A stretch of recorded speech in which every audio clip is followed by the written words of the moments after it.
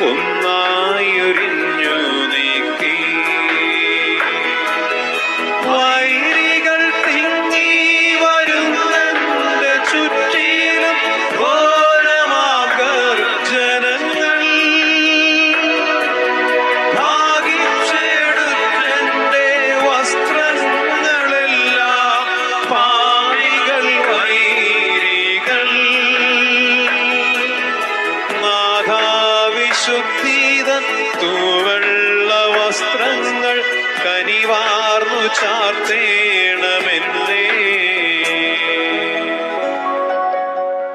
പത്താസ്ഥലം ദിവ്യരക്ഷകന്റെ വസ്ത്രങ്ങൾ ഉരിഞ്ഞെടുക്കുന്നു. ഈശോ മിശിഹായെ, ഞങ്ങൾ അങ്ങേ കുമ്പിട്ട് ആരാധിച്ച് സ്തോത്രം ചെയ്യുന്നു. എന്തുകൊണ്ടെന്നാൽ വിശുദ്ധ കുരിശിനാൽ അങ്ങ് ലോകത്തെ വീണ്ടും രക്ഷിച്ചു. ഗാഗുൽത്തായിലെത്തിയപ്പോൾ അവർ അവിടത്തേക്ക് മീറ കലർത്തിയ വീഞ്ഞ് കൊടുത്തു. എന്നാൽ അവിടുന്ന് അത് സ്വീകരിച്ചില്ല. അവിടുത്തെ വസ്ത്രങ്ങൾ നാലായി ഭാഗിച്ച് ഓരോരുത്തർ ഓരോ ഭാഗമെടുക്കുകയും ചെയ്തു. മേലങ്കി തയ്യൽ കൂടാതെ നെയ്യപ്പെട്ടതായിരുന്നു. അതാർക്ക് ലഭിക്കണമെന്ന് ചിട്ടിയിട്ട് തീരുമാനിക്കാമെന്ന് അവർ പരസ്പരം പറഞ്ഞു. എന്റെ വസ്ത്രങ്ങൾ അവർ ഭാഗിച്ചെടുത്തു.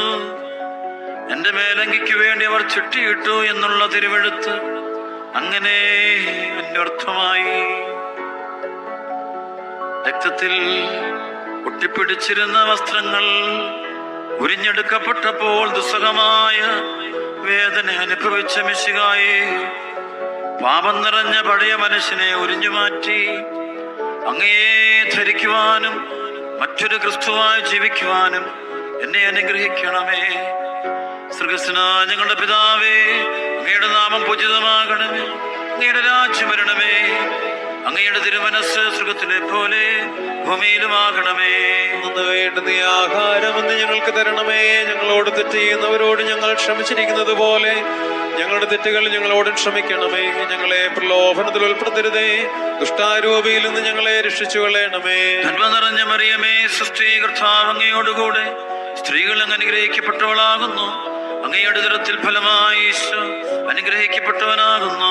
പരിശുദ്ധ മറിയമേ, തമ്പുരാന്റെ അമ്മേ, പാപികളായ ഞങ്ങൾക്ക് വേണ്ടി ഇപ്പോഴും ഞങ്ങളുടെ മരണസമയത്തും തമ്പുരാനോട് അപേക്ഷിക്കണമേ. ആമേ. കർത്താവേ, അനുഗ്രഹിക്കണമേ. പരിശുദ്ധ ദേവമാതാവേ, ക്രൂശിതനായ കർത്താവിന്റെ തിരുമുറിവുകൾ എന്റെ ഹൃദയത്തിൽ പതിപ്പിച്ചുറപ്പിക്കണമേ.